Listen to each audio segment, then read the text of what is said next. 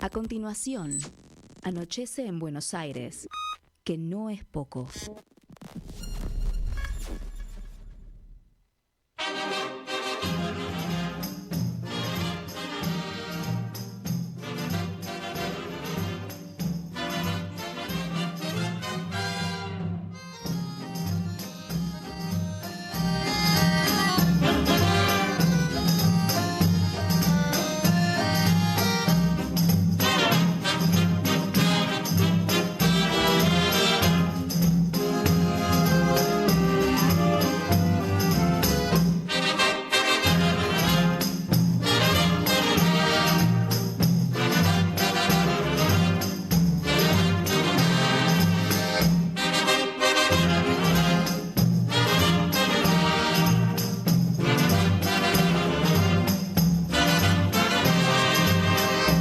El domingo en la tribuna un gordo se resbaló.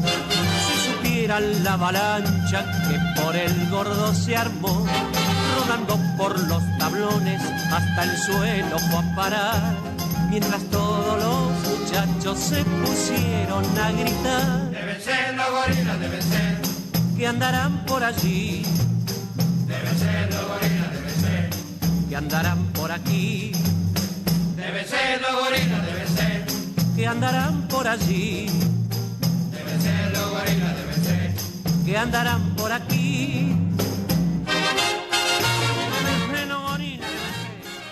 Muy buenas tardes, ¿cómo están? Acá estamos en esta radio, que es una radio increíble, radio con aguante, siempre con el especialista en visiones, efectos, audios, etcétera, etcétera, etcétera, sin el cual el programa sería imposible de salir todos los jueves de 18 a 20 horas. Me refiero al señor Guillermo Guerra, que es un tipo muy pacífico, Guillermo, nada que ver con su apellido. Así que, bien, les cuento que hoy en la segunda parte de nuestro programa vamos a tener a un joven que es un bochito, materia gris, como pusimos en la difusión ayer, 100% argentina. Se llama Pablo Listic, es biólogo de profesión, doctor en biología química, especializado en química atmosférica y contaminación del aire, investigador de la Comisión Nacional de Energía Atómica y docente universitario en la UBA, Universidad Pública. Así que con él vamos a estar hablando de las cuestiones climáticas, del medio ambiente, de todo el despelote ambiental que hay en el mundo y de cómo esto incide, digamos, en nuestra calidad de vida y también, ¿por qué no?, también el efecto que tiene todo este despelote que estamos viviendo en el mundo con la cuestión de las energías y los efectos que tiene también en las economías de los países, tanto desarrollados como en el caso de la Argentina. Todo tiene que ver con todo, el aire tiene que ver con los acuíferos, tiene que ver con los polos, tiene que ver con la mala utilización de la energía y en definitiva tiene que ver con la supervivencia de nuestro planeta y de nosotros como especie humana. Y hasta ahora la verdad es que muchos resultados concretos no han dado las distintas convenciones internacionales climáticas como el Tratado Climático de París,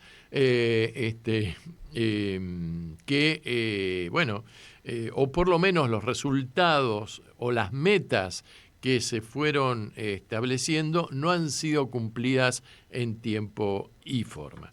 Mientras tanto, vamos a dar comienzo a la editorial del día. Bueno, luego de dimes, diretes, declaraciones, traslado de portaaviones, helicópteros y toda esta cosa del arco iris de la guerra y de las armas y de las tropas y todo esto, concentrados en el Golfo Pérsico, se dio una vez más lo que era inevitable, que se sabía que iba a suceder, pero que en definitiva vuelve a marcar no solamente la prepotencia de parte de una potencia que quiere mantener a toda costa su preeminencia en el mundo, sino también dio paso a una nueva página de lo peor que puede generar la cultura humana, que es la guerra, la atrocidad de la guerra, que es una guerra que además, a diferencia de lo que veníamos conociendo, es una guerra que cada vez es más tecnológica, cada vez más robotizada, cada vez en ese aspecto es más útil, pero que no por eso deja de provocar realmente bajas civiles, de inocentes y bajas humanas, ¿verdad?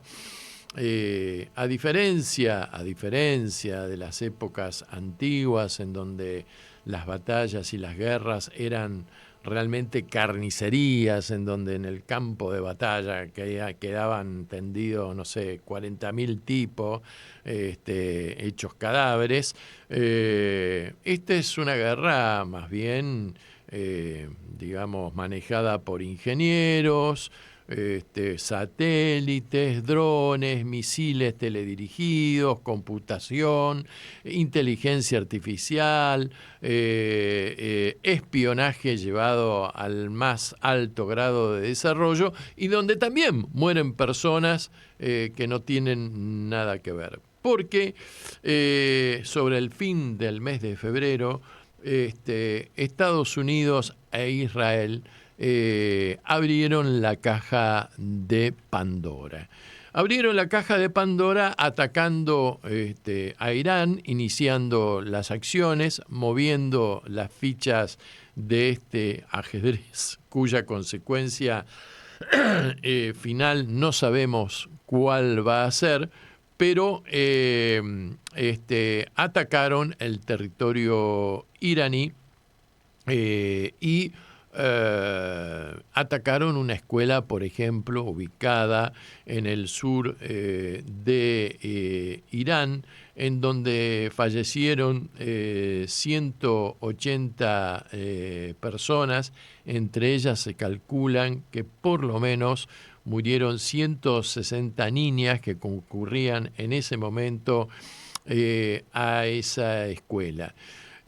Como consecuencia de esto, y la República Islámica del Irán, en el campo bélico desatado, sin demora alguna, produjo un contraataque que tuvo por mira a Israel y a sus aliados árabes, que también son aliados de Estados Unidos, de la otra orilla, digamos, de las costas del Golfo Pérsico. Me refiero a los Emiratos Árabes Unidos, el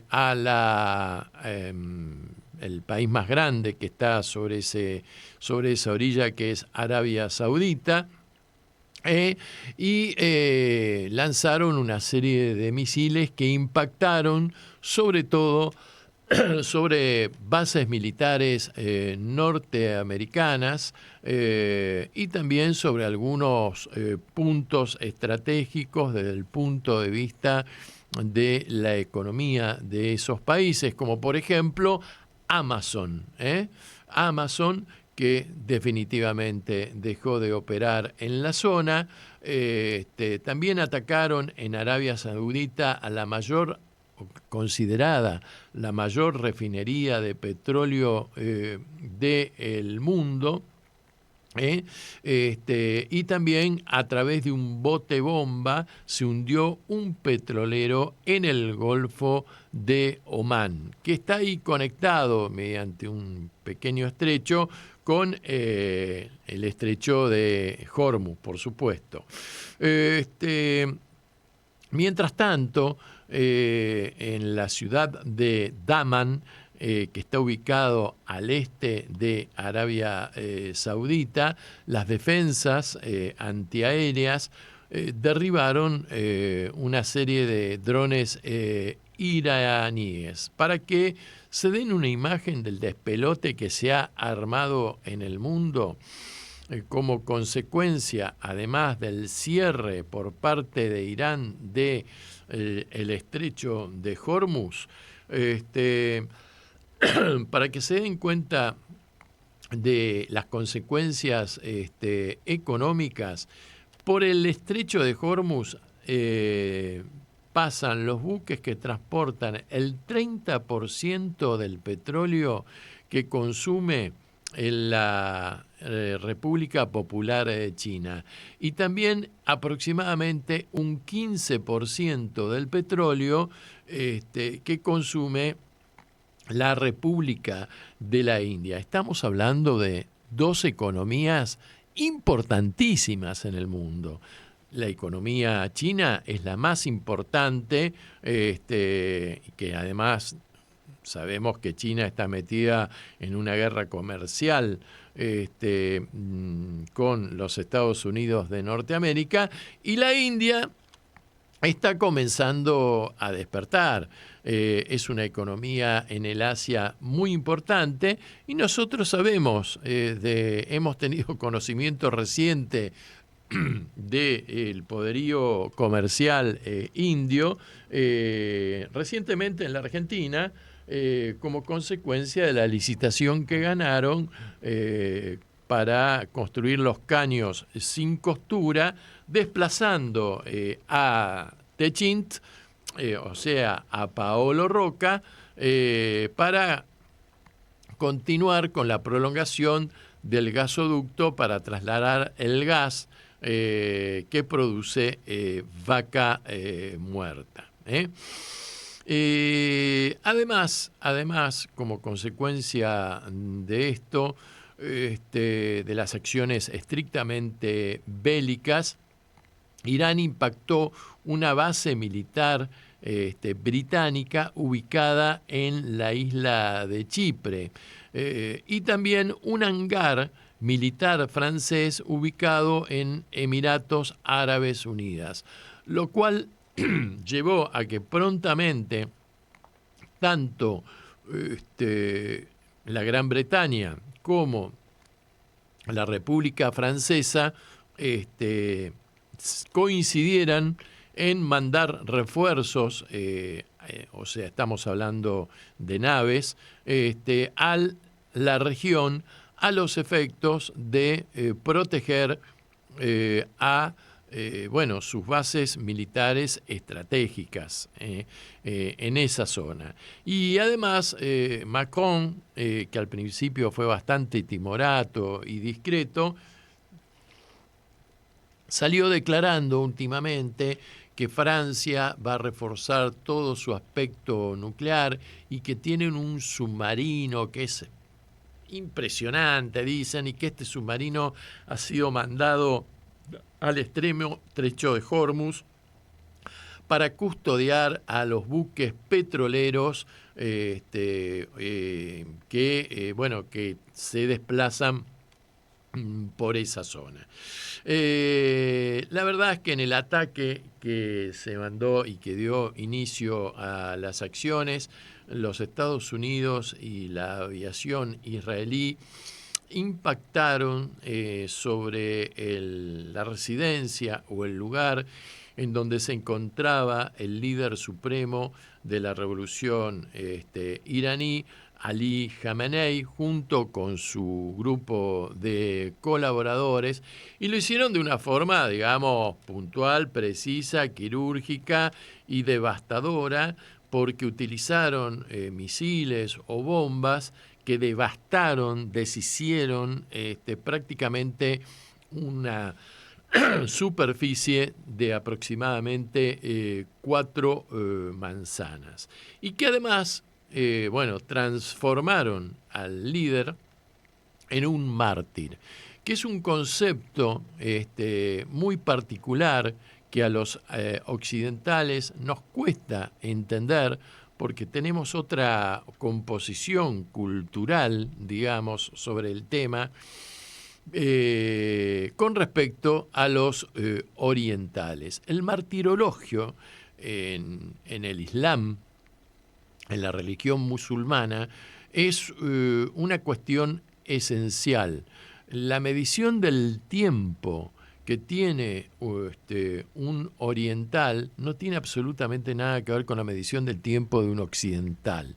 Y también, digamos que mientras nosotros tratamos de preservar la vida, para un musulmán afrontar la muerte no es un problema, es convertirse en un mártir, elevarse espiritualmente hacia los cielos, porque está convencido de que su sacrificio va a ser ejemplo y va a ser seguido por un montón de personas que van a seguir ese mismo camino de la superación espiritual o, en este caso, de la liberación de su país atacado por fuerzas extranjeras. Bueno, esto es muy difícil de entender, pero esto funciona así.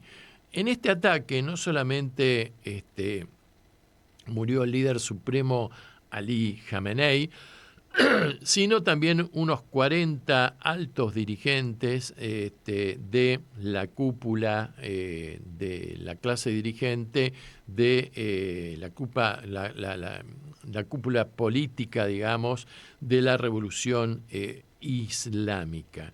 Pero también Irán ha respondido mandando 4 drones que impactaron, parece ser, en uno de los portaaviones que mandó Estados Unidos a la región.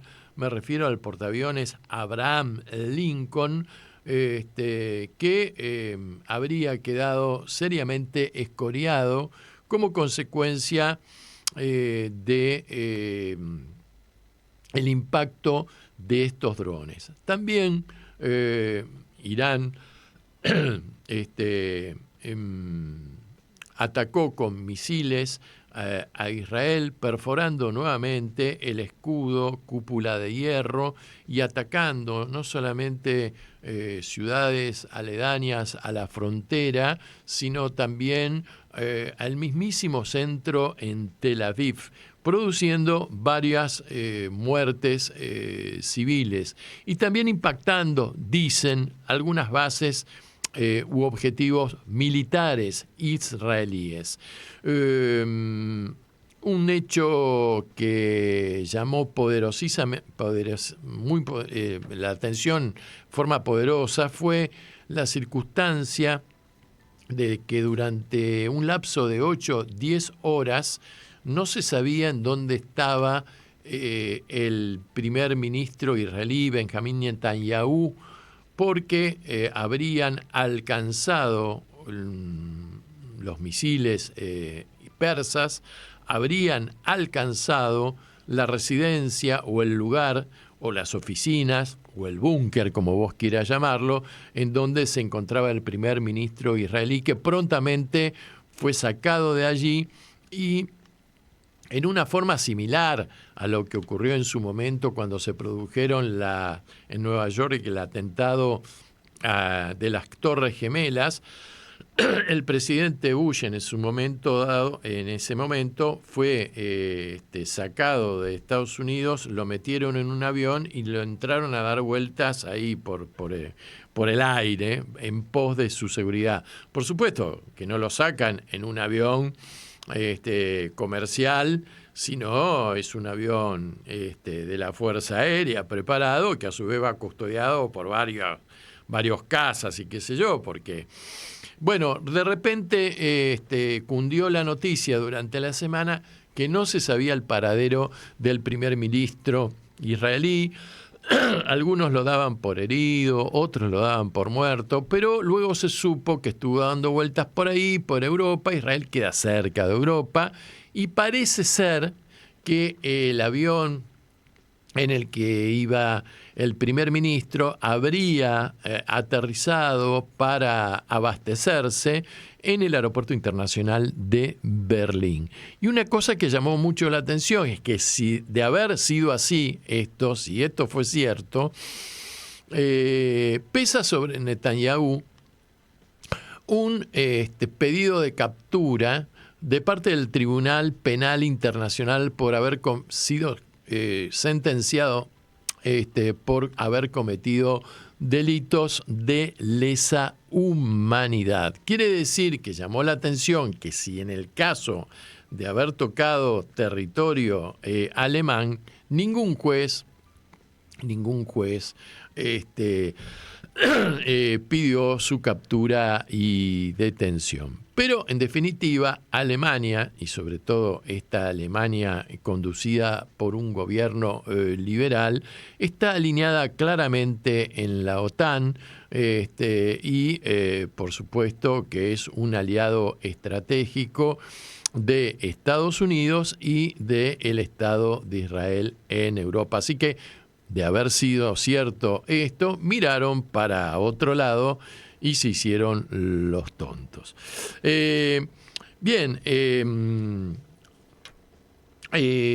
Luego de esto, por supuesto que hay mucha guerra informativa en toda esta cuestión. Hay mucho video, mucho TikTok, mucha cosa contradictoria, porque la guerra informativa también forma parte del conflicto. Estados Unidos negó formalmente que el portaaviones Abraham Lincoln haya sido escoreado por misiles o drones iraníes. Pero por otro lado, volviendo al tema del tiempo, cómo mide el tiempo un occidental y un oriental, vos fíjate que el Trump creyó, o sus asesores militares, su equipo militar, creyeron que asesinando al líder de la revolución, a 40 dirigentes que lo acompañaban, atacando una escuela, matando a jóvenes estudiantes que no tenían nada que ver y mandando mensajes con las radios, interfiriendo las radios iraníes, llamando a la población a rebelarse con mensajes de que, bueno, durante décadas vienen pidiendo por la libertad, por el derecho de las mujeres, para terminar con el velo y los ritos musulmanes. Ahora estamos aquí, ahora rebélense, cambien el gobierno, nosotros vamos a apoyar la transición. Bueno, lo mismo un poco como hicieron con Venezuela. Al principio utilizaron el tema de los derechos humanos en Venezuela, pero luego, cuando lo secuestraron a Maduro y a su señora esposa, y Trump, frente a los periodistas, bueno, respondió a las pertinentes preguntas, lo que menos habló fue de derechos humanos y mencionó 28 veces por lo menos la palabra petróleo. Bueno, acá en Estados Unidos, en Irán, lo que menos le importa a los Estados Unidos de Norteamérica es el derecho los derechos de género o los derechos de las mujeres iraníes. Acá de lo que se trata, señoras y señores, es una vez más petróleo y recursos naturales, fosfatos, uranio, tierras extrañas, minerales que están debajo del desierto y debajo de la tierra de la República Islámica. Y lo cierto es que, jugando con el tiempo, al no producirse inmediatamente estos resultados que pensaban que se iban a dar en forma espontánea, parece ser que han comenzado el ejército norteamericano a sufrir sus primeras bajas. Y entonces lo que se esperaba que iba a ser una resolución en 24 o 48 horas, lo llevó al presidente norteamericano a tener que admitir que, bueno, esto ahora puede durar entre 4 y 5 semanas. Mientras tanto, la sociedad norteamericana le va a costar mucho y va a producir un efecto realmente negativo en la sociedad norteamericana de repulsa, empezar a admitir que llegan los cadáveres o los cajones con los soldaditos muertos. Sumado a que se ha hecho una encuesta en los últimos días en Estados Unidos entre la población para ver qué opina de esta intervención armada, y solamente el 27% de los norteamericanos están apoyando este conflicto y esta guerra impuesta por Donald Trump, que tiene que ir a elecciones en octubre. Y si esto no le sale bien, ojo, que con todas las derrotas parciales que viene teniendo, puede realmente perder esa contienda electoral, que podría acelerar muchas cuestiones internas de la política norteamericana. Bueno, la verdad es que el conflicto ya lleva 5 días y se está como complicando. ¿Por qué? Porque, bueno, no solamente Francia y Gran Bretaña, que históricamente suelen estar enfrentados en esta circunstancia, están mandando tropas al Golfo, sino que se sumaron los griegos también, que tienen una poderosa armada, digamos. Históricamente los griegos siempre fueron los dueños, amos y señores del Mediterráneo, sino que también ha producido algunas contradicciones y quiebres dentro del mismo de los países europeos, como ha sido el caso de España, porque Pedro Sánchez, que España forma parte de la OTAN y por lo tanto tiene bases militares, cuando los norteamericanos le dijeron, prestanos tu base, no, se negó, con el argumento de que España no va a entrar en la guerra como no entró en la guerra en la Segunda Guerra Mundial, y que él prefiere por el interés del pueblo español mantenerse alejado de este conflicto. Seguido, la posición de él no está aislada, porque hay algunos países como Holanda, por ejemplo, que también sostienen la misma postura. Mientras tanto, también ocurre ciertas alineaciones que parece ser muy locas cuando se desata un conflicto armado, porque parece ser que Turquía, que también es un país islámico y que no son árabes, porque tampoco los iraníes son árabes, ambos son musulmanes, también parecería ser que en Turquía, que además quiere ingresar a la OTAN desde hace tiempo, pero no la dejan porque tienen una gran desconfianza, Europa, con respecto al señor Erdogan, que Turquía es un país muy importante porque es la llave que conecta el Asia Menor con Europa, y además Erdogan es musulmán y aparte ha actuado como un interlocutor importante en los conflictos regionales. Se ha autotitulado a veces la representación diplomática de los palestinos frente a la agresión israelí. Bueno, Erdogan en este momento parece tomar partido por la Europa, por la coalición de la OTAN.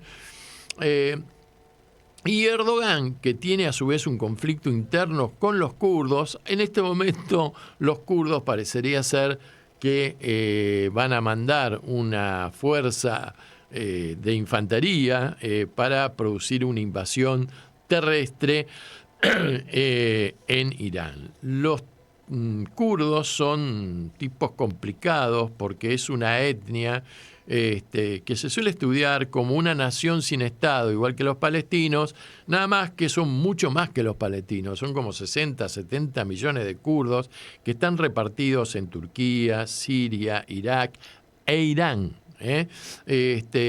Y que según cómo viene la mano suelen tener una política pendular. En su momento, junto con todo Occidente, Estados Unidos, Irán, los kurdos enfrentaron al califato islámico, al ISIS, y bueno, y fueron todos juntos hasta que derrotaron militarmente al ISIS. Pero, ojo, que este conflicto implica también una división dentro del mundo islámico que tiene dos grandes grupos. Un grupo que son los chiitas, que están representados mayoritariamente por el Irán, y los otros que son los sunitas, que son mayoría en los otros países árabes, en donde también hay minoría chiita.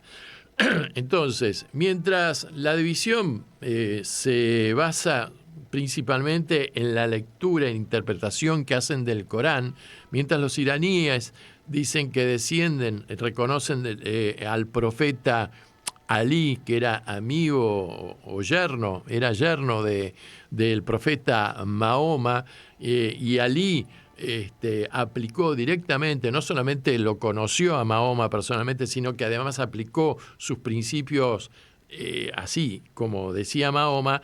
El otro grupo de musulmanes, que son los sunitas, que mayoritariamente, por ejemplo, son los árabes sauditas, interpretan al libro sagrado de acuerdo a la interpretación que hacen sus clérigos, es decir, los imanes que manejan las mezquitas, y que constituyen un poder religioso también muy importante, que está ahí pegado y forma parte también del Estado.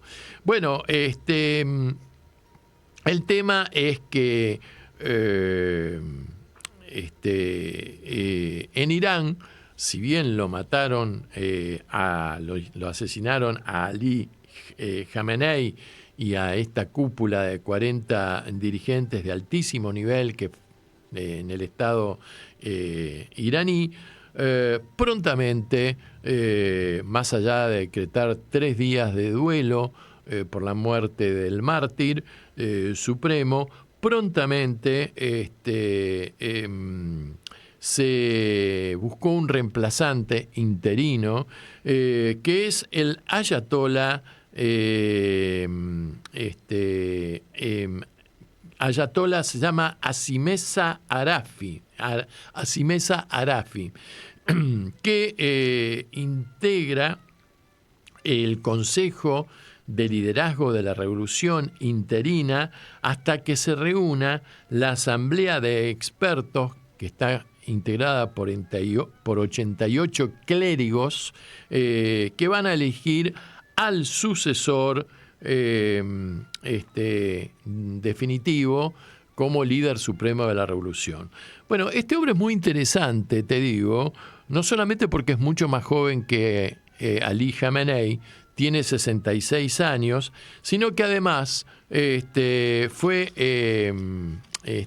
no diría amigo, pero coincidió con el Papa Pancho, el Papa Francisco, que lo recibió en el Vaticano y con el cual tuvieron un intercambio ecuménico e interreligioso muy importante. Maneja varios idiomas y además está metido en la cuestión de la cultura tecnológica. Es matemático y dice que es un matemático kantiano porque además el hombre ha estudiado filosofía, es decir, una generación más joven, más adaptada a la época que Ali Khamenei. Y bueno, y vamos a ver qué es lo que pasa en estos momentos. dentro de este despelote, ¿cómo se inserta la República Argentina? La verdad que el gobierno libertario, a través de nuestro presidente, ha puesto todos los huevos en una misma canasta, aliándose con Estados Unidos e Israel, y ha metido de nuevo en un berenjenal al país, tal cual lo hizo Menem en la década del 90, con los resultados que todos conocemos, que fue el atentado a la Embajada de Israel en Buenos Aires y de la sede de la AMIA de la calle Pasteur, que todavía se encuentra sin resolución de parte de la justicia argentina.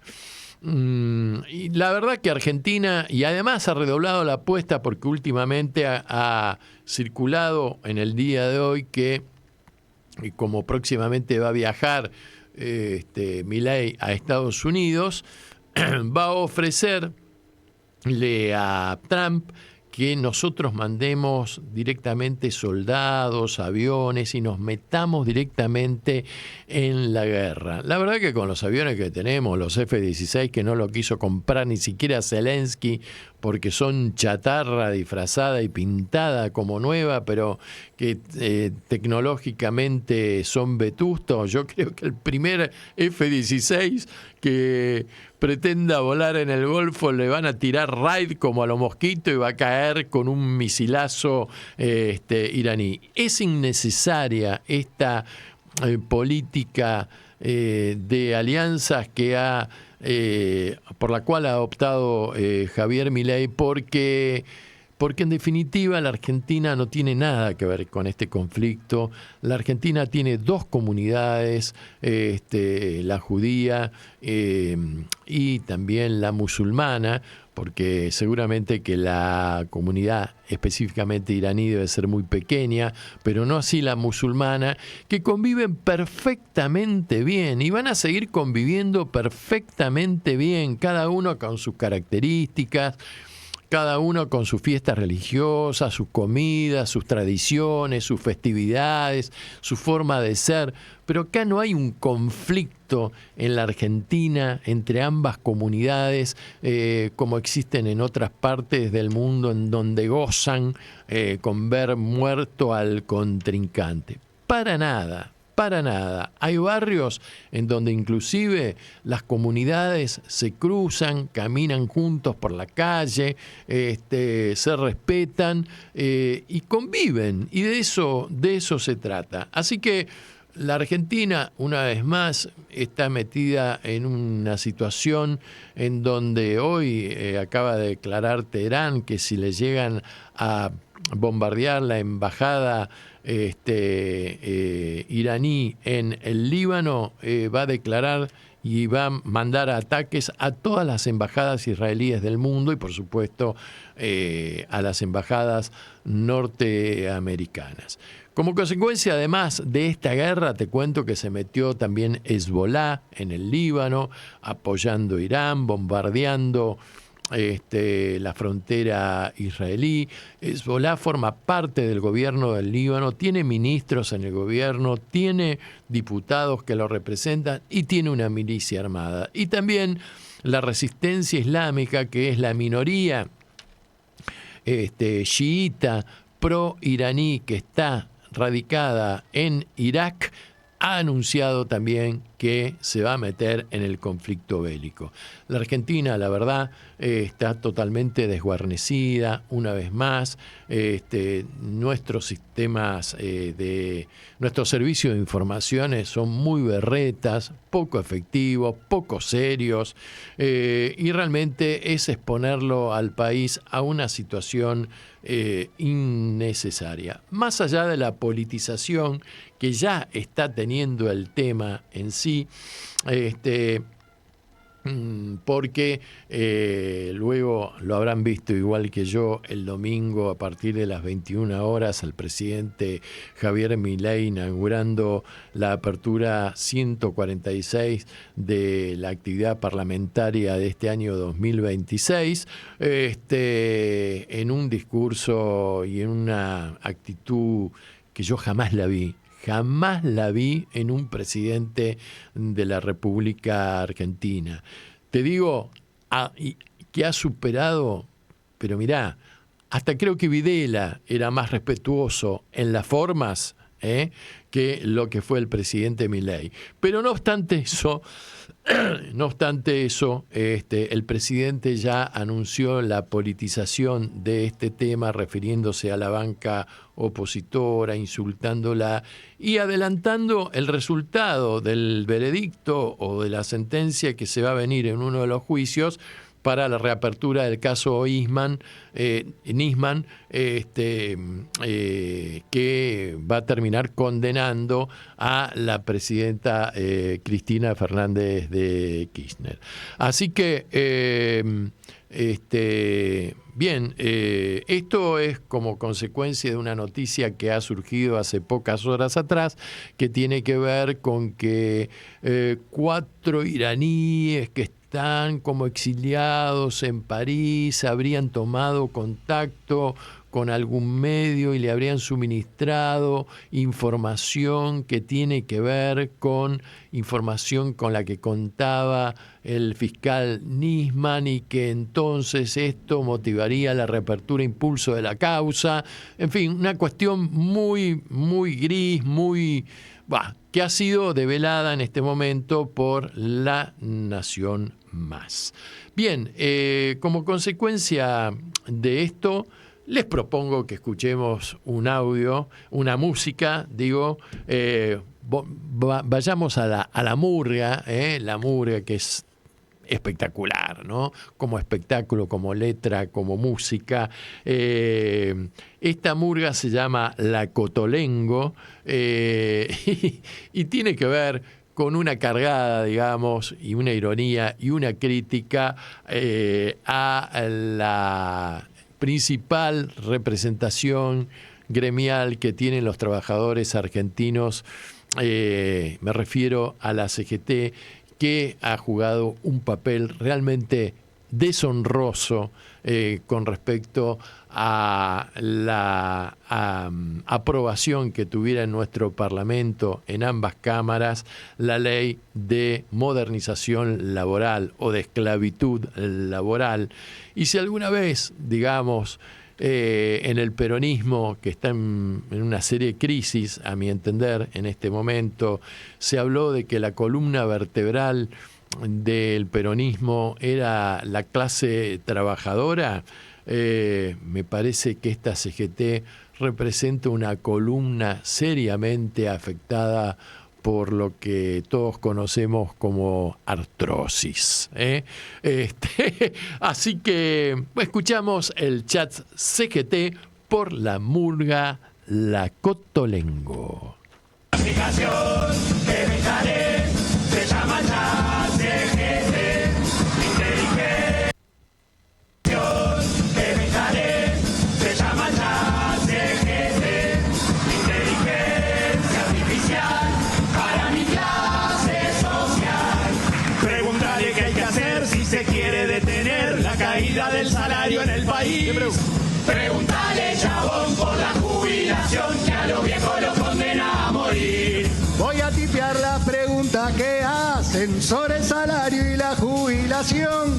A ver qué nos respondes, ya sé que te ponelo en altavoz. Calma, todo está en calma. Yo me esperaba algo más con Deja que el tiempo cure, que el presidente medio cure, todo está en calma. Pero es muy grave lo que está pasando, saquean de punta a punta el país y no se enteran sin más, 100 años más a lo del FMI. Decinos ya CGT que rompemos, háblale claro a esta clase social, porque las cosas están tan para atrás que algo tiene que explotar. Calma, No, bueno. todo está en calma. ¿Lo dejaste en modo avión? ¿Qué crees que hiciste, estúpida? Que el presidente dure, todo está en calma. Burocracia artificial, nos cansamos de esperar y decidimos una marcha organizar. Vamos entender. Decinos vos que sabes, ya sé que te, ¿cómo podemos hacer? Gamba, todo está en Gamba. No será un paro general, pero es una propuesta. Está bien, ¿no? Si le pones tu frase, todo está en Gamba. Yo le quiero preguntar solo una cosita más, algo que esta morga le pueda servir. Decinos, ya sé que te, ¿cómo hacemos para que el público sea feliz? Para que nos quiera más, cada vez más, y no pare de aplaudir. Palmas, pídanle palmas. Medio bomba, pero por ahí funciona. Yo probaría. Al público levanta, hagamos palmas, hagamos palmas, aunque no diga nada y sea una pavada. A ver las manitas, bien fuerte, bien arriba las manitas. Hagamos palmas, Con la cotolengo. aunque no diga nada y sea una pavada. Hagamos palmas. Ya se termina esta muestra gratuita y antes que se cierre la aplicación nos pide calificar, ponerle like, dejar nuestra evaluación. La aplicación anda bien pero es rara, nunca te dice tenés que luchar. No queda la sensación que la programó la otra clase social.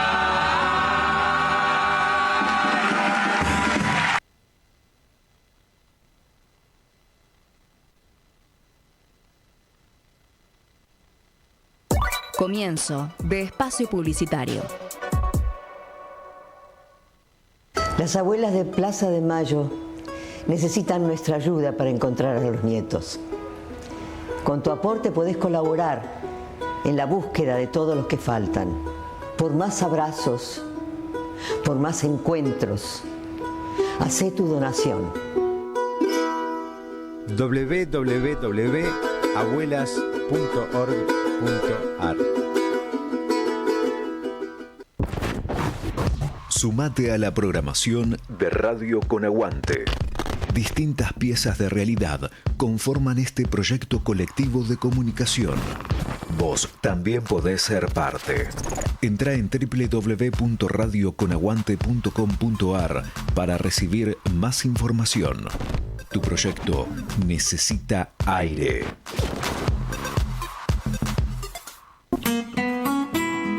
Historias y canciones del tercer planeta. 10 años en la radio y en tus oídos. Soy Alejandro Dolina, este es un saludo para todo el equipo de Radio Con Aguante en estos tiempos en que la derecha y el neoliberalismo exhiben su glamour en todo el mundo. Se necesita verdaderamente para soportar estos tiempos mucho, mucho aguante. Les mando un gran cariño.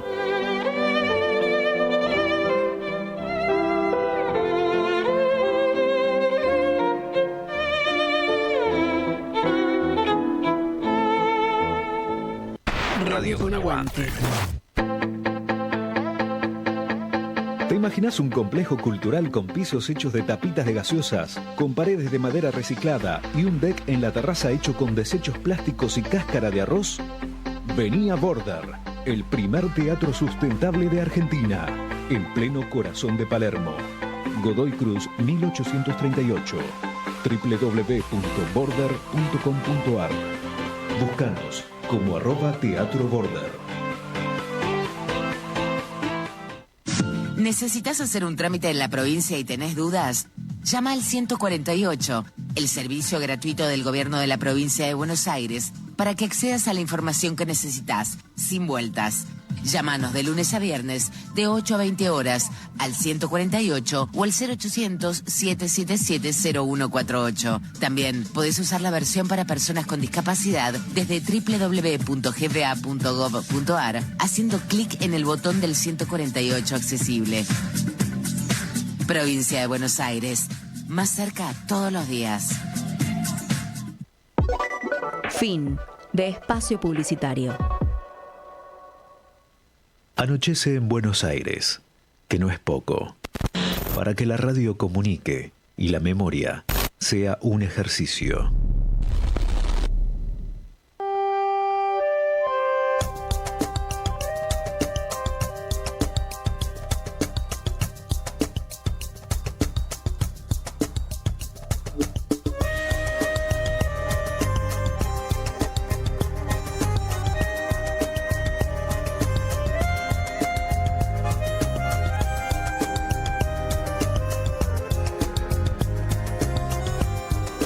Bueno, chicos, antes de proseguir me olvidé de decirles que si se quieren comunicar con nosotros lo hagan al 11 26 99 95 74 y si nos estás escuchando por YouTube directamente, metenos un saludito de Milei así con los pulgares para arriba, porque eso nos ayuda, ¿viste? En el, ¿cómo se dice ahora? El algoritmo o algo. Sí, algoritmo, ¿no? Sí, algoritmo. Así que hacelo porque nos das una mano. Bueno, les dije que íbamos a estar con un bochito, y es un bochito realmente. Estamos con Pablo Listic. Yo en la difusión involuntariamente cometí algún error de presentación respecto de su presentación, pero vamos a dejar que él mismo lo haga aquí, en persona, en vivo y en directo. Pablo, ¿qué sos vos, profesionalmente hablando? ¿Qué tal, Martín? ¿Cómo estás? Muchas gracias por la invitación. Yo soy licenciado en Ciencias Biológicas de la Universidad de Buenos Aires y hice el doctorado en Ciencia y Tecnología, mención química, o sea, un doctorado en química, Ajá. en el Instituto de Ingeniería e Investigaciones Ambientales de la Universidad Nacional de San Martín. Bien. Después hice un postdoctorado de 1 año en Estados Unidos. Bien. Y en el medio de toda esta locura me volví para acá. Así que bueno. ¿Y en dónde estuviste en Estados Unidos? Estuve en la ciudad de Boulder, en Colorado, que está el Centro Nacional de Investigaciones Atmosféricas, que es uno de los centros más importantes que trabaja en temas de contaminación de aire y cambio climático. Mirá vos. Estuve trabajando ahí 1 año, fue un postdoc más bien corto. Uh-huh. Y bueno, después volví a ir para allá de viaje de nuevo, que me invitaron a ir 2 meses a trabajar con ellos, pero ya como empleado acá de la Comisión Nacional de Energía Atómica, que es donde trabajo yo. Ajá, mira vos. ¿Y también sos docente? Soy docente, soy docente en la Universidad de Buenos Aires, ayudante de primera, dedicación parcial. ¿En qué cátedra? En Química General. Bien. Así que eso, es el departamento de Química Inorgánica. A veces me piden que dé Química Atmosférica, pero en general estoy en Química General. Hoy están de paro. Hoy estamos de paro.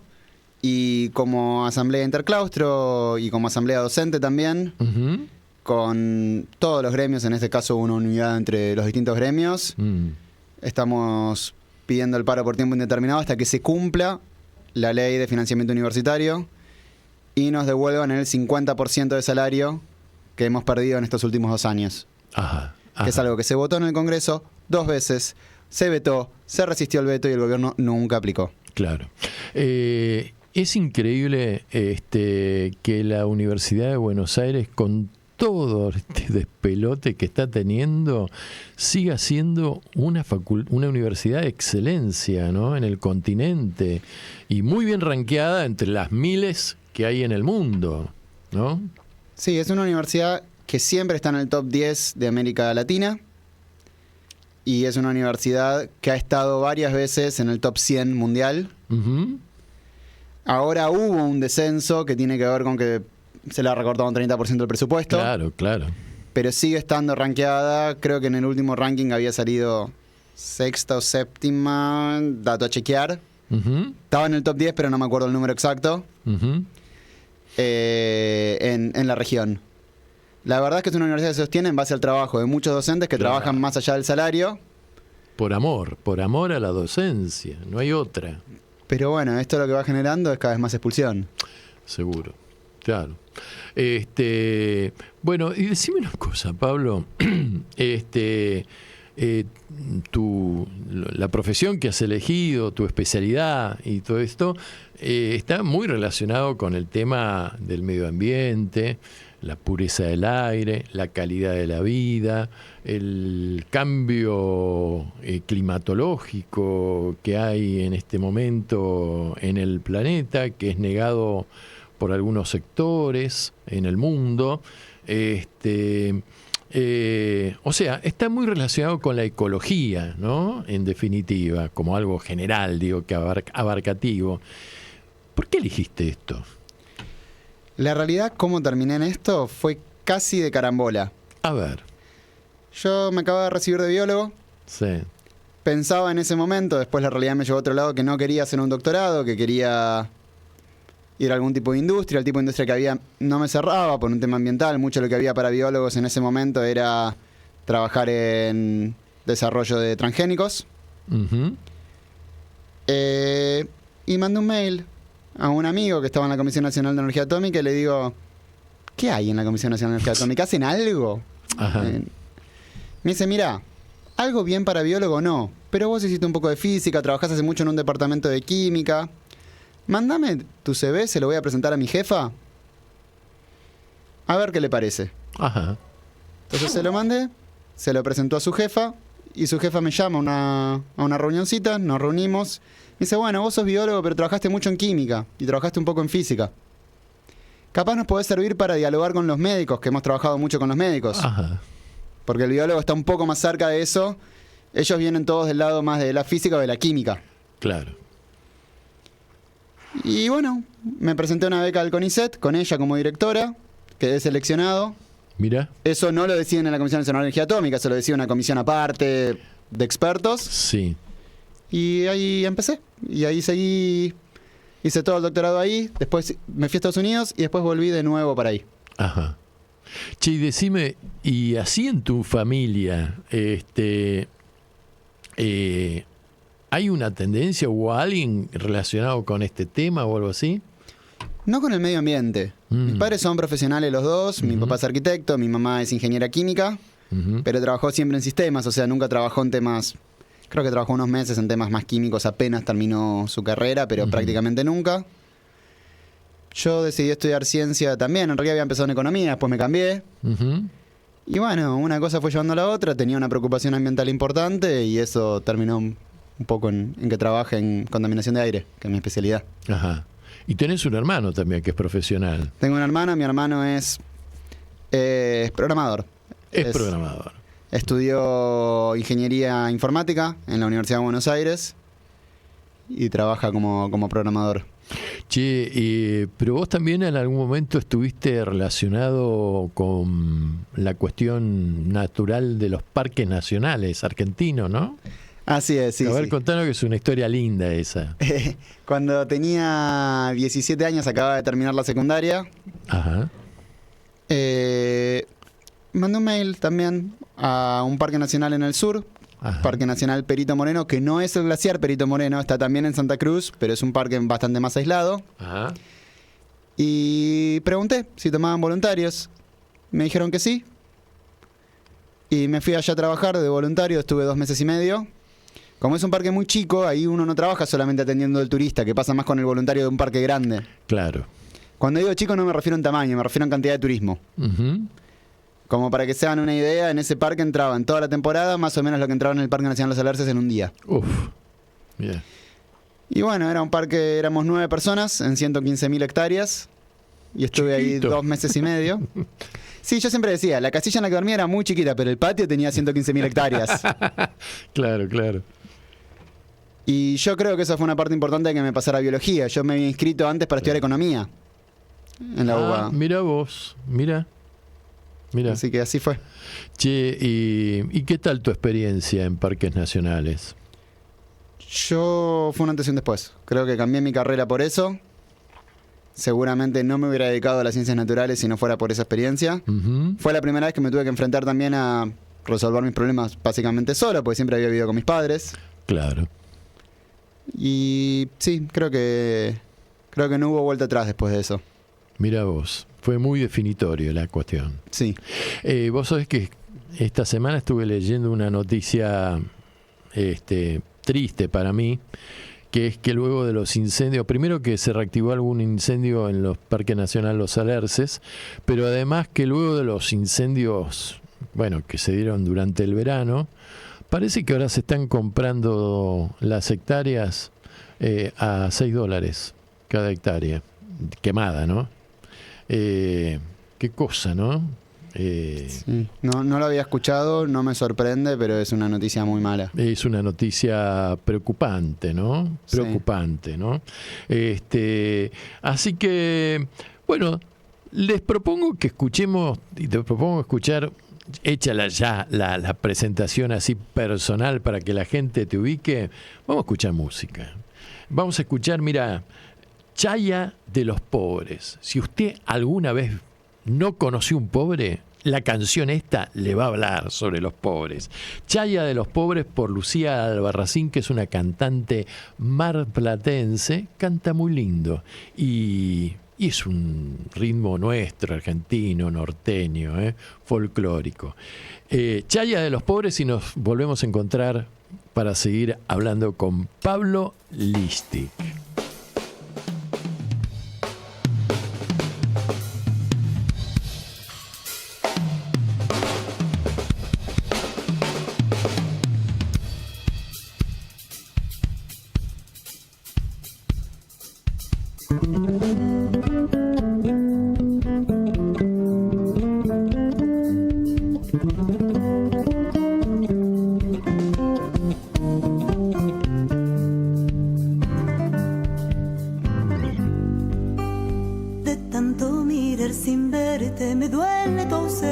Mi tierra de sol, y cuando canto la chaya me voy sin caminos, me quedo sin voz. Por eso pa'l carnaval solito me voy a chumar, y con aperos de coplas mi potro de gritos yo le iré a ensillar.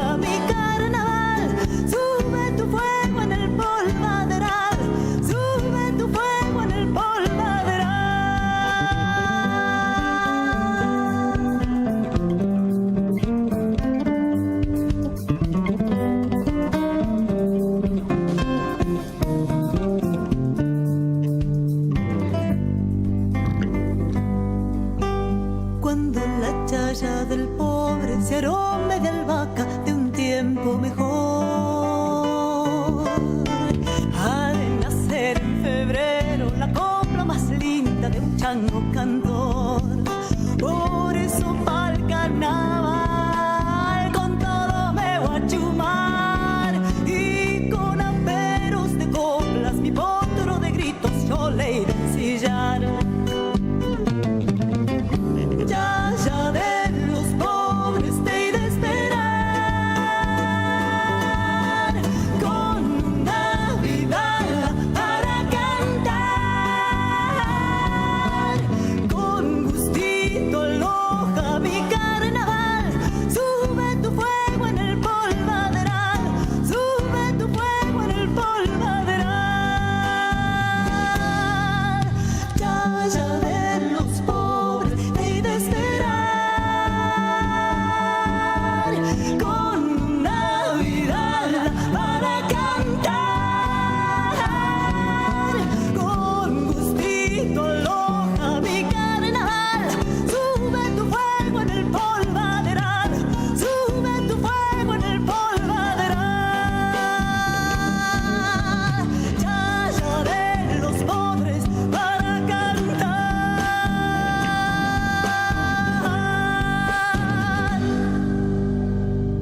Seguí escuchando Anochece en Buenos Aires, que no es poco.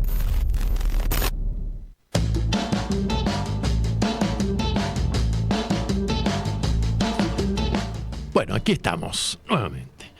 Bueno, Pablo, ¿cómo está climatológicamente hablando el planeta. Vamos de lo general a lo más particular.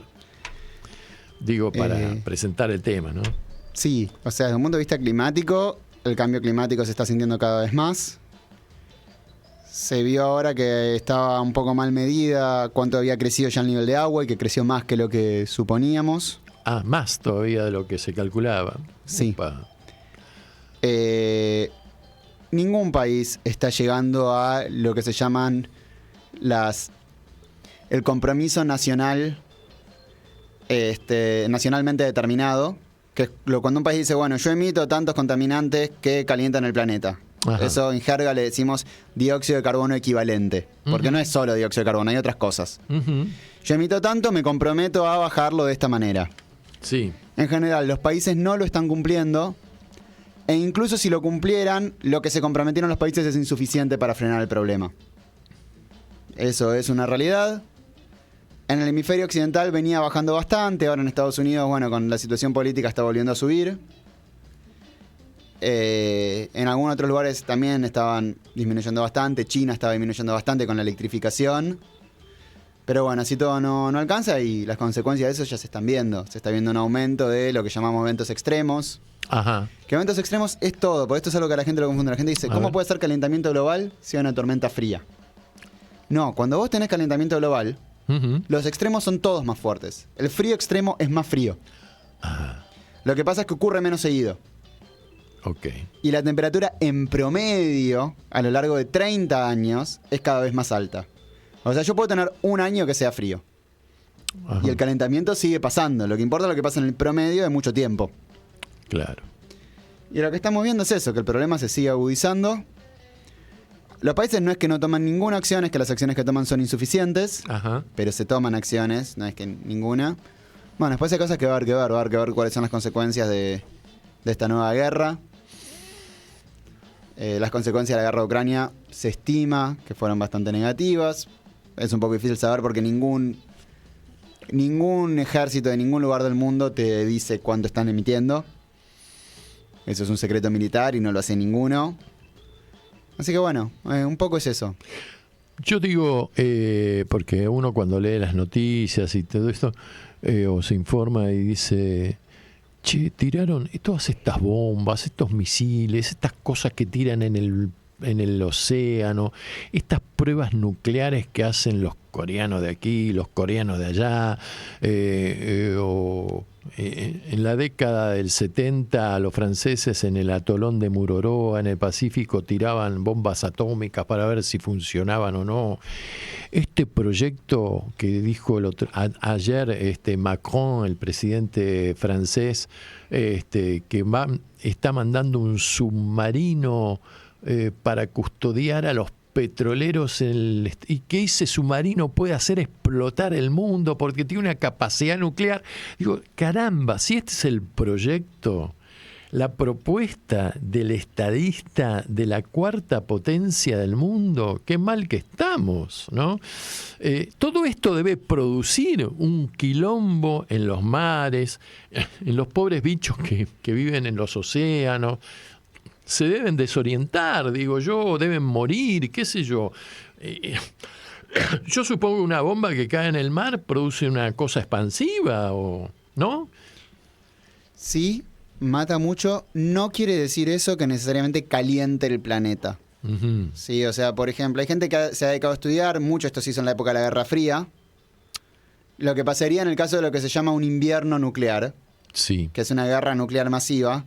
Y se llama invierno nuclear, no por cualquier cosa, sino porque el mundo se enfría.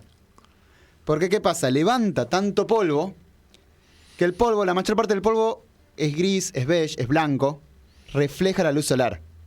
Ajá. Entonces el planeta en realidad con eso no se calienta, por lo menos no en lo inmediato. Mientras está el polvo arriba, el planeta se enfría un poco. También baja la productividad de las plantas, con lo cual nos podemos morir de hambre. Porque como les llega menos sol... Claro. Se ven afectadas, pero no quiere decir que se caliente. Lo que sí pasa es que tampoco es que es una estrategia para enfriar el mundo, porque eso dura un tiempito arriba y después se vuelve a depositar. Claro. Pero bueno, ¿es un desastre ambiental? Sí. ¿Es grave? Muy grave. ¿Quiere decir eso que necesariamente hace que el cambio climático caliente más? Cambio climático caliente más, eso no tiene sentido como frase, pero Ajá. lo que quiere decir que el planeta se caliente más, no necesariamente, depende que sea, el consumo de combustibles sí, el levantamiento de polvo no, el petróleo quemándose sí, porque eso levanta mucho humo negro, el color negro absorbe luz solar, calienta, levantar polvo en una bomba nuclear no calienta, o sea, el tema guerra es bien complicado de estudiar. Ujú. Y, por suerte, hasta hace poco, no veníamos teniendo tantos ejemplos de guerras muy grandes desde que existe esta ciencia en un nivel suficientemente desarrollado.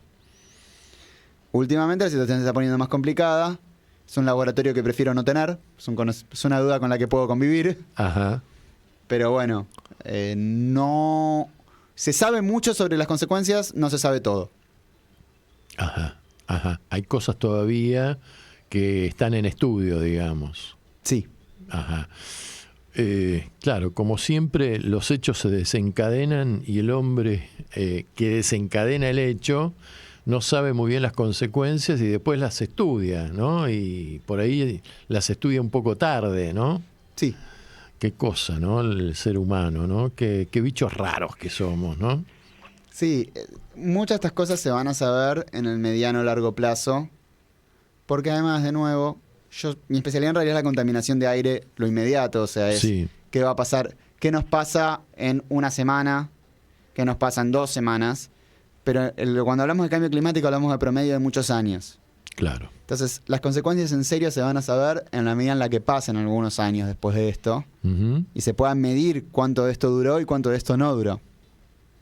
Claro. No va a ser lo mismo si las guerras son cortas que si son largas, si se pelean sobre todo en tierra, si tienen mucho misil y mucha bomba, qué tipo de bomba. Es un tema bastante complicado en el que yo no soy especialista, Claro. algo de eso leí, pero no Claro. es mi especialidad. Vos sabés que con lo que decías de esto del polvo, que se tapa el sol y que las plantas dejan de producir clorofila y estas cosas, leí un informe hace unos días atrás, que en el año 1200 y pico, y en lo que hoy es Islandia, que hay muchos volcanes en Islandia, entró en erupción un volcán que fue terrible y bueno, y el informe hablaba del mundo, yo supongo que el mundo era Europa en ese momento, y tapó con las columnas de humo, qué sé yo, el cielo durante un año, el mundo estuvo a oscuras, las plantas dejaron de producir oxígeno, clorofila, hubo una hambruna impresionante, inclusive dice que hubo casos de antropofagia, de canibalismo en las ciudades, que se comían, no había alimentos, que decíamos, a los 3 meses de hambruna ya la gente empieza a pensar en otras opciones, que pueden ser romper ciertos productos culturales y empezar a comer carne humana, ¿no? También. Y bueno, y que fue un desastre económico, humano, se diezmaron las poblaciones y todo fue una serie de encadenamiento de sucesos como consecuencia de esa nube volcánica que cubrió el cielo, ¿no? Y no había, es decir, inclusive para el ser humano estar en contacto con la luz solar es muy importante, porque si no te empezás a deprimir también, ¿viste? Es como que... Hay un tema que se estudia en biología, que es el paso de cuando nosotros tenemos neuronas, las neuronas naturalmente generan 2 hormonas. Uh-huh. Una que se llama dopamina, que nos tiende a dormir, cansar, entristecer un poco. Sí. Y otra que es adrenalina. Claro. La adrenalina nos tiende a levantar, poner alertas, etc.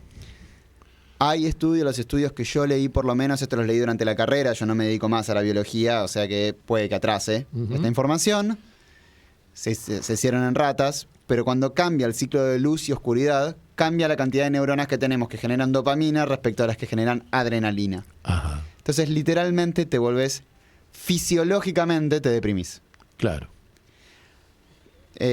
Igual yo el caso de este volcán, la verdad es que no lo conozco. Uh-huh. Hay un caso mucho más reciente que no va a oscuras, pero sí tuvo consecuencias importantes, que es el caso del volcán Pinatubo en Filipinas. Entró en erupción 1989, creo. Ajá. A chequear el número exacto. Y lo que pasó con eso es que hubo un enfriamiento de todo el planeta por la reducción de cantidad de luz solar que llegó a la Tierra. La reducción no fue tan grande que generara una crisis alimenticia. Pero sí es muy interesante cuando uno ve el grafiquito, que uno ve la temperatura, uno ve que la temperatura viene subiendo, la temperatura de nuevo, promedio de varios años, o promedio del año, viene subiendo, entra en erupción el volcán, ¡pum!, baja un montón. Se queda un tiempito ahí abajo, rápidamente vuelve a subir y sigue como si nunca hubiera habido volcán. Algo así, pero mucho más extremo, lo que nos pasaría en caso de un invierno nuclear, en caso de una guerra nuclear masiva, solo que sería mucho más extremo.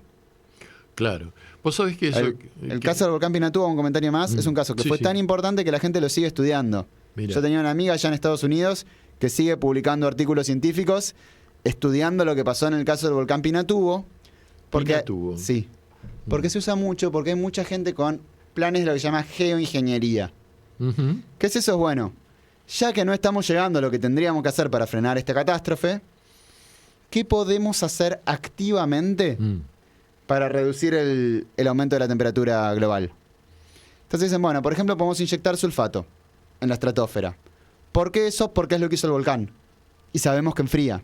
Ah, está bien. El sulfato es una partícula química que es blanca. Como es blanca, refleja luz solar. Ajá. Bueno, es un tema que siempre es polémico. Hay gente que dice hay que tratar, hay gente que dice es demasiado riesgoso. Pero es un tema que está en estudio activo en este momento. Digo que hay mucha gente que en este momento lo está estudiando. Mira vos.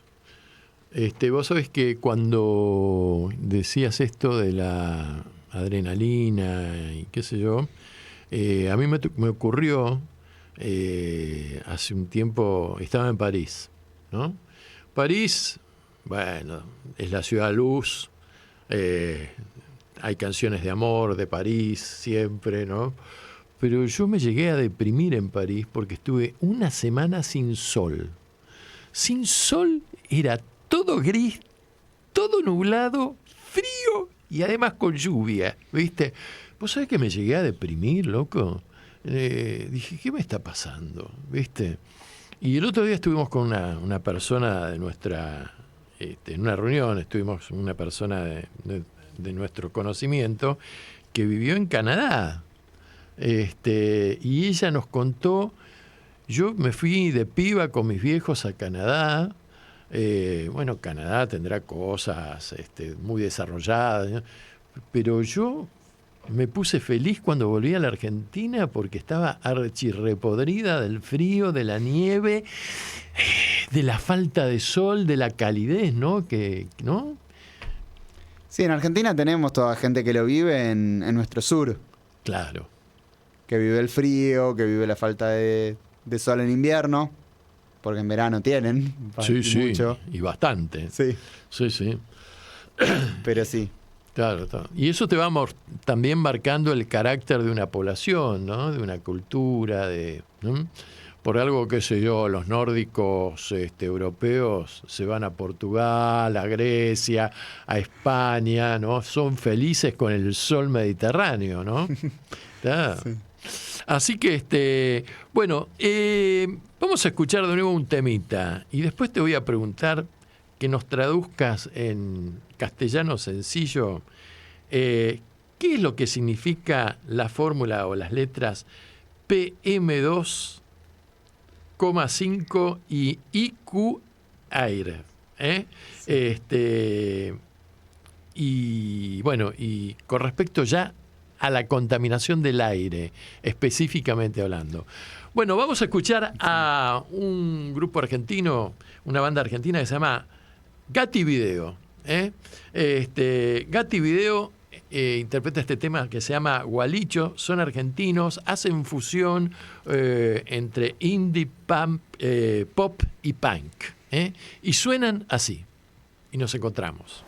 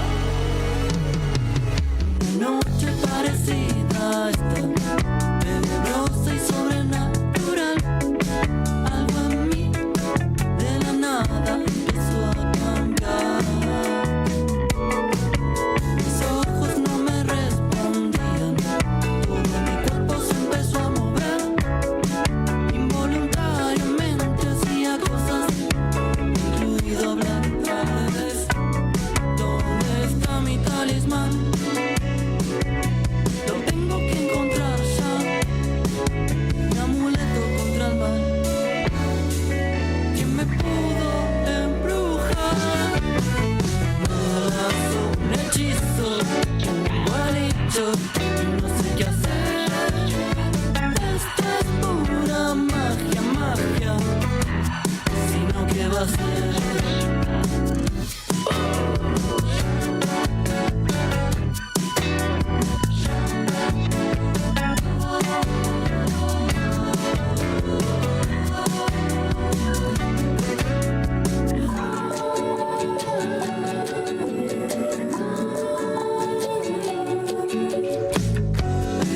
Esto podría empeorar y ser una locura. Ay, por favor, necesito ayuda. ¿Dónde está mi talismán? Lo tengo que encontrar ya. Mi amuleto contra el mal. ¿Quién me pudo embrujar? Nada, un hechizo, igualito, y no sé qué hacer. Esto es pura magia, magia. Si no, ¿qué va a ser?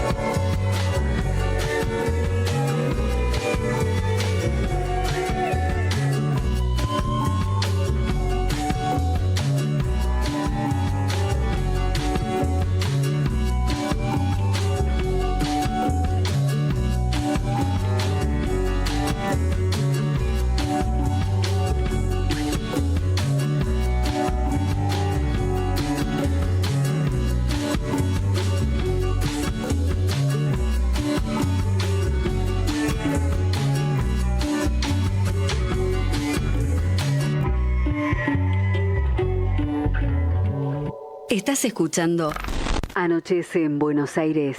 Que no es poco.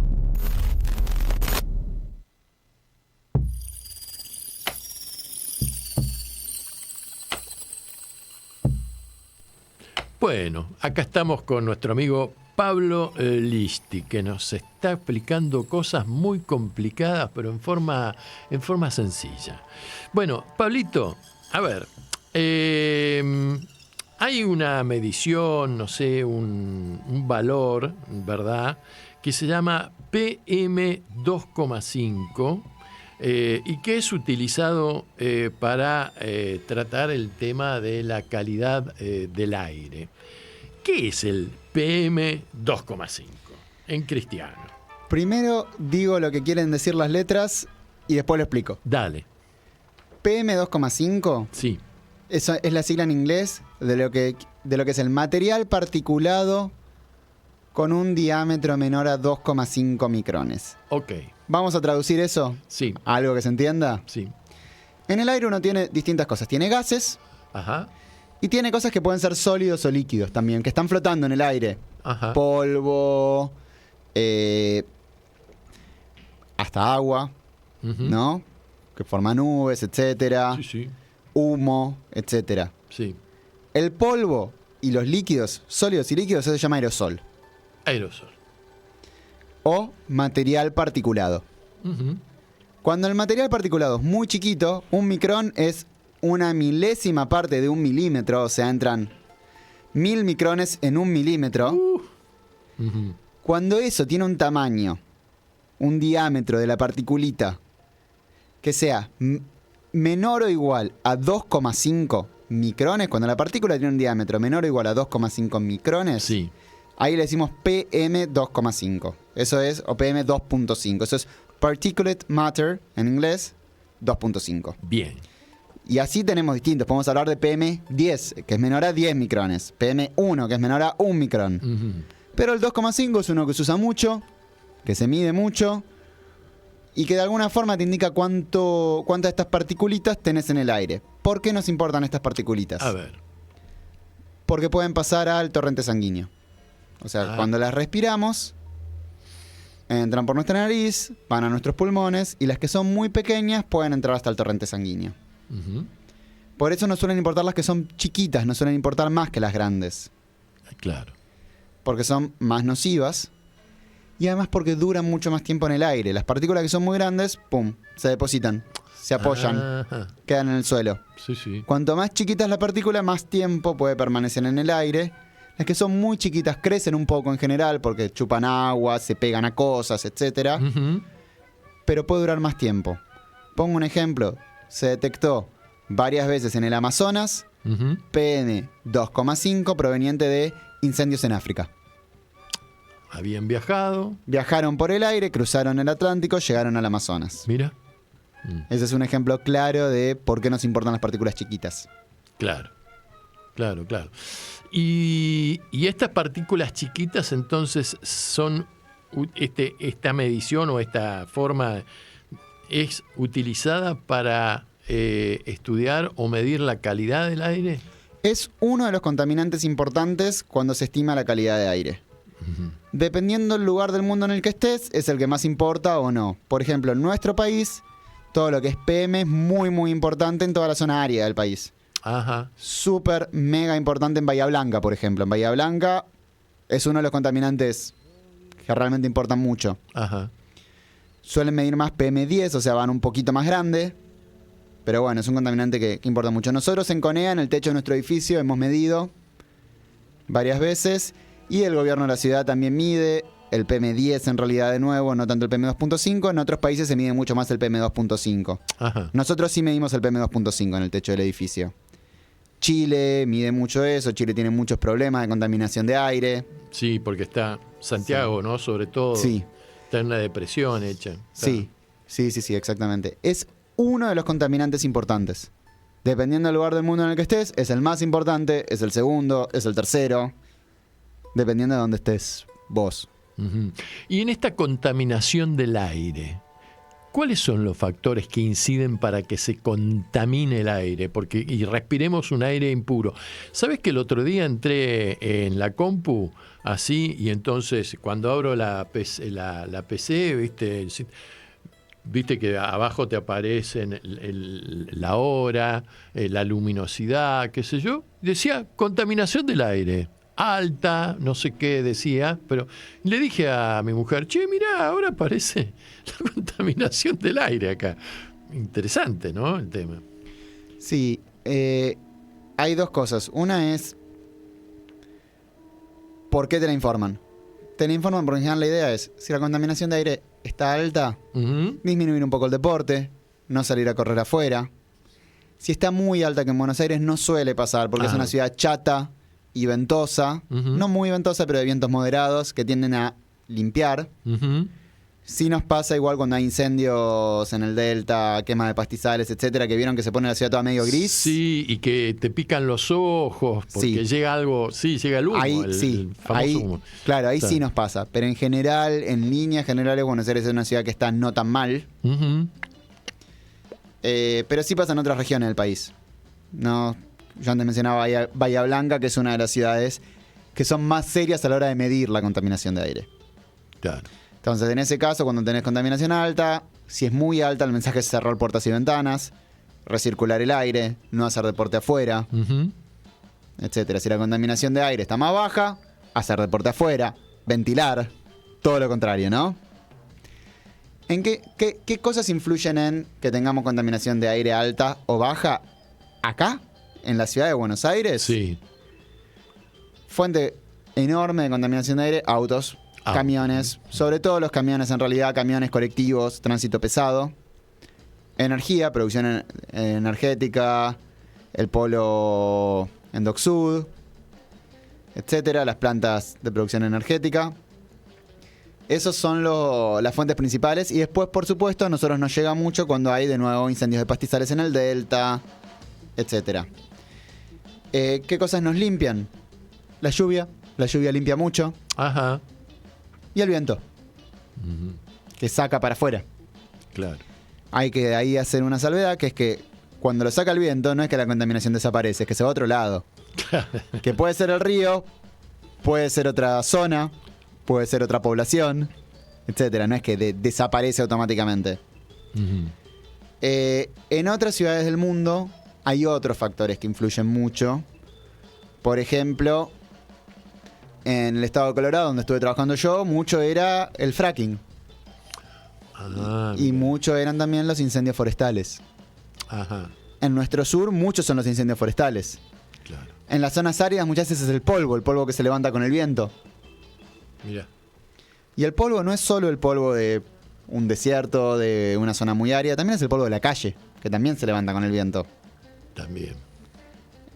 Nuestro grupo de investigación tuvo en su momento, que ahora trabaja en otra cosa, no en otra cosa, pero en otro lado, un especialista en polvo de la calle que iba con una escoba, barría en la calle, juntaba el polvo y analizaba qué hay ahí adentro. Mira. Así que sí, desgaste de gomas, desgaste de frenos de autos, camiones, el diésel, camión diésel. ¿Vieron cuando van atrás de un camión y sale humo negro? Sí, sí. Bueno. Yo que ando en bicicleta. Ese humo negro es el que a mí me da trabajo. Ajá, mira. Es una parte importante de que yo tenga un empleo. Mira vos. Lo que no quiere decir que esté a favor de que este humo negro. Es un problema. Claro. Pero en algún sentido me da de comer. Che, vos sabés que una vez leí que México, el Distrito Federal de México, era uno de los más contaminados del mundo y que uno de los motivos de la contaminación era la caca de perro. Que los perros, hacían caca en la calle, el sol degradaba todo eso y los vientos lo hacían, y que era un motivo de contaminación. ¿Eso puede también influir en la vida urbana, digamos? Puede, pero a mí me cuesta creer que en una ciudad tan industrial y con tanto vehículo como México sea uno de los factores principales. Uh-huh. La verdad es que yo no estudié la Ciudad de México, no quiero decir cosas que no estoy seguro, pero si yo tuviera que apostar en México, industria, energía, tránsito vehicular. Uh-huh. Si yo tuviera que apostar. Claro. No revisé en particular la bibliografía sobre esa ciudad. Es una ciudad que tiene muy buenos científicos especialistas en contaminación de aire. Ah, sí, claro. Tiene realmente especialistas muy buenos, así que no tengo ninguna duda de que es algo que se conoce, pero bueno, yo no lo revisé en particular. Sí miré un poco más la ciudad de Santiago, acá cerquita de Chile, que es una ciudad que también tiene un problema muy serio de contaminación de aire, siendo que si uno mira las regulaciones que tienen y todo eso, son muchísimo mejores que las que tenemos nosotros. ¿Ah, sí? Mirá. Sí, tienen mejor tecnología de vehículos, mejor manejo de todo eso, es una población más chica. También. ¿Qué les pasa? Están en un valle y encima ahí pasa algo que es lo que se llama, voy a decir la palabra sexy que no se entiende, el anticiclón del Pacífico. Ajá. Que significa que ahí el aire baja. Hace que el aire ahí baje. Hay un movimiento de aire que el aire donde está Santiago baja. Uh-huh. Entonces es una olla con tapa. Mira. A la que para la contaminación es muy difícil salir de la ciudad. Entonces, mientras que nosotros tenemos el viento y todo lo que largamos lo mandamos para otro lado, ellos se lo quedan.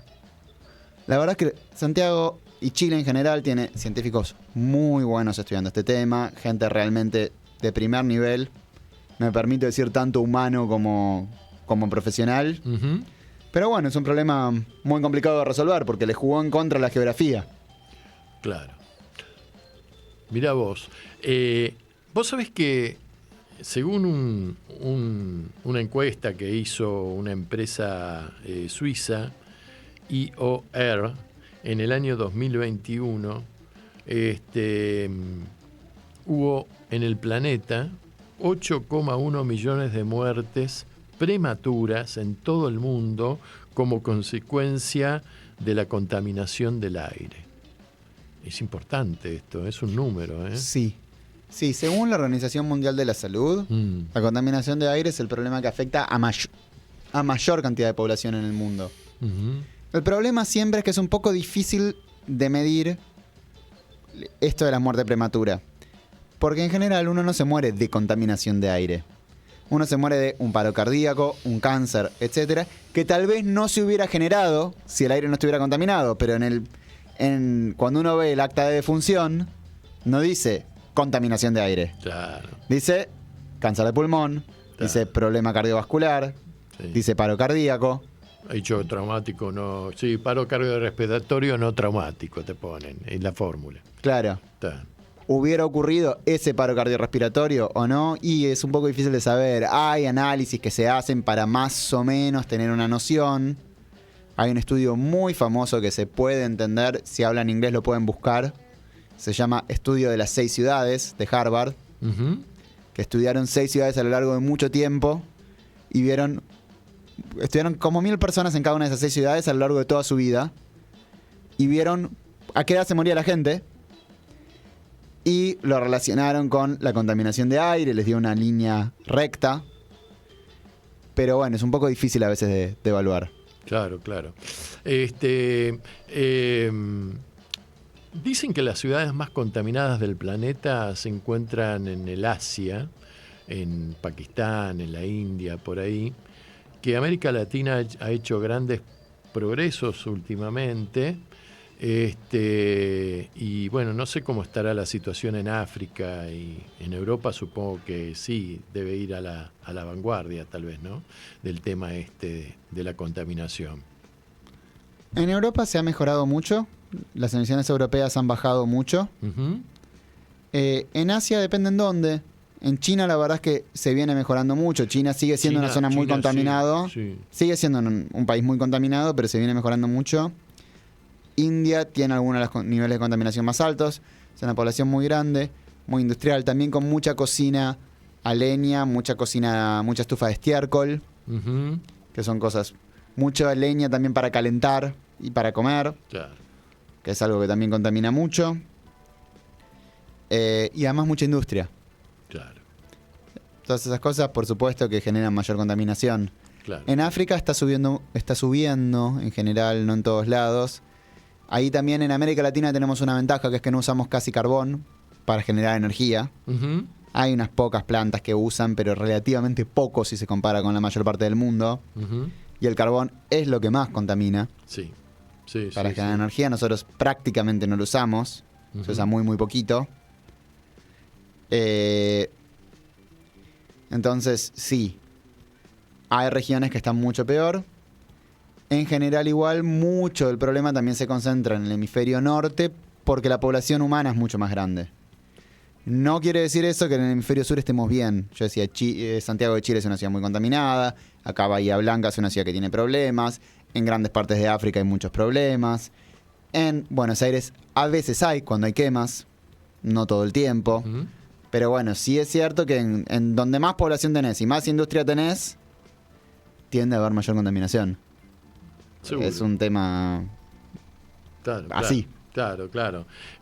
Viene por decantación el tema, ¿no? Bueno, vamos a escuchar el último tema y para después ya entrar en el tramo final del programa.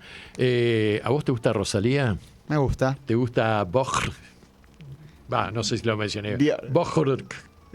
Sí. Bueno, vamos a escuchar un tema de ellos. Me encantó. Berghain se llama el tema por Rosalía, que es el furor en España, sobre todo en Cataluña, ¿no?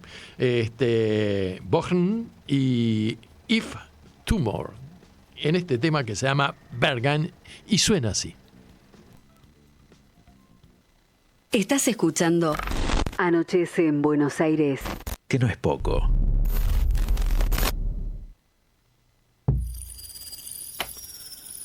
Bueno, nos faltan ya 8 minutitos y nos tenemos que ir, Pablo, porque atrás nuestro viene un programón que se llama Paladar Negro, ¿no?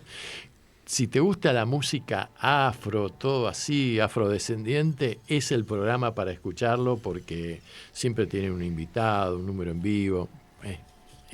Así que está muy, muy bueno. Lo escucharemos. Dale. Che, vos dijiste que el fracking es un poderoso contaminador del ambiente y el tema es interesante porque bueno, la Argentina en este momento ha hecho una gran apertura hacia las empresas mineras. Fue aprobada la ley en el Parlamento, no así la de los glaciares. Pero ¿por qué es tan contaminante el fracking? El fracking en sí mismo Yo hablé en particular de Estados Unidos, que además hay muchos fracking pequeños que son más difíciles de controlar. Pero en general, toda la explotación petrolera, pero en el fracking es un poco peor, tiende a tener emisiones de distinto tipo. Y algunas de las más importantes es lo que se llama emisión fugitiva. Emisión fugitiva es que hay gas que se te escapa. Ajá.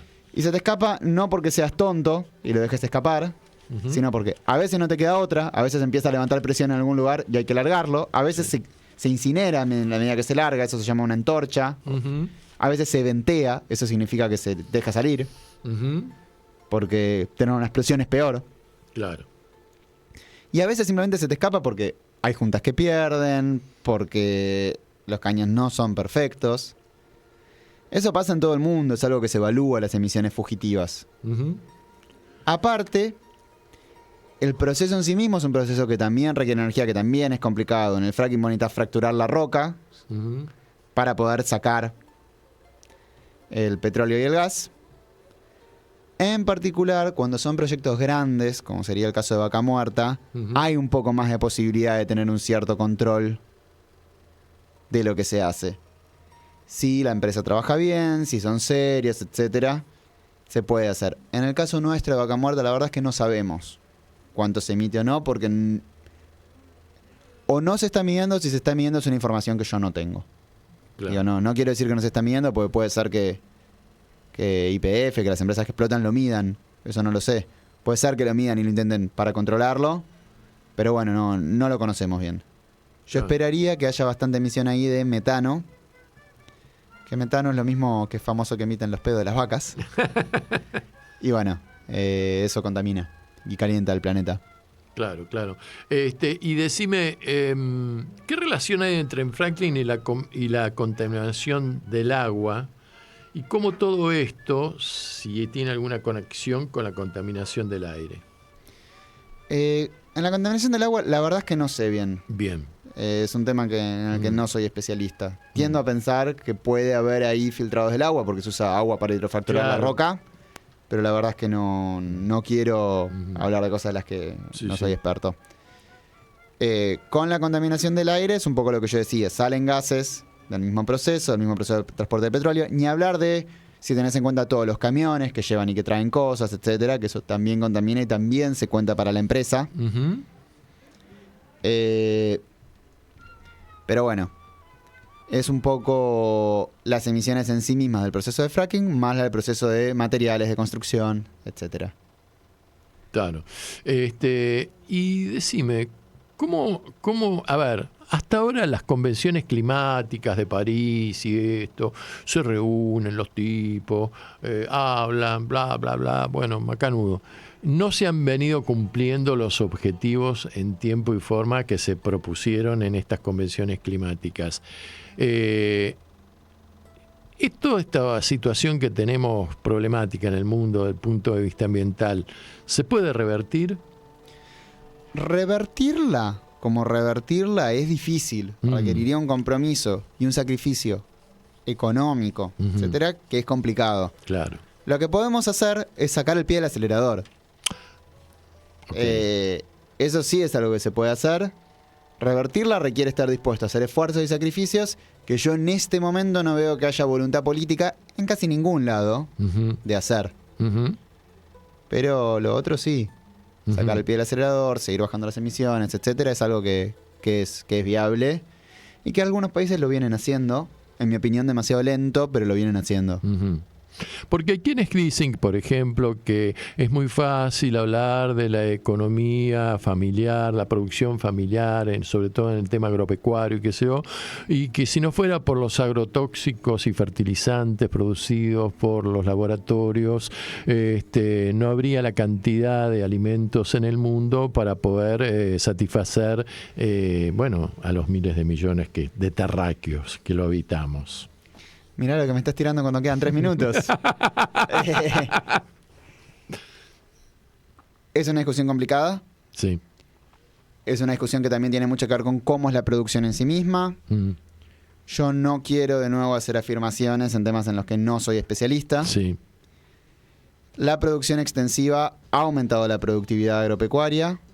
Si es que realmente necesaria o no, es algo que se discute. Sí quería hacer un comentario de lo de antes que me quedó sin decir. Así todo, el Acuerdo de París y el protocolo de Kioto terminó siendo menos efectivo, pero hay un tema económico que lo complicó. El Acuerdo de París, la verdad es que generó mejoras. Insuficientes, pero por eso el hecho de que Estados Unidos saliera del Acuerdo de París fue un hecho muy grave. Generó mejoras insuficientes, pero los países han hecho algún esfuerzo por acoplarse a eso. Así que bueno, no quiero excederme en el tiempo, pero... Bueno, llegamos al final prácticamente, así que agradecerte tu presencia. Yo creo que... Muchas gracias por la invitación. Fue un invitado de lujo para este programa. Nosotros somos muy sensibles a la cuestión ecológica ambiental y consideramos que Pablo, por su juventud y aparte por su capacidad, era la persona realmente apropiada para abordar con seriedad este tema. Así que te vamos a hacer llegar el video durante el fin de semana. Así lo difundís entre toda la comunidad científica internacional. y bueno, y agradecerte tu presencia, de habernos donado una hora de tu vida acá en Anochece en Buenos Aires, que no es poco. Muchas gracias por la invitación. Y ahora, mientras voy en la bici, me pongo el otro programa. Dale, genial. Bueno, chicos, y nosotros nos vamos para volvernos a encontrar dentro de 7 días. No sé si el mundo va a seguir existiendo, pero nosotros vamos a hacer el esfuerzo para estirarlo, por lo menos, y que no desaparezca a la brevedad. Chau, cuídense y pásenla lindo este fin de semana. Chau. Comienzo de espacio publicitario.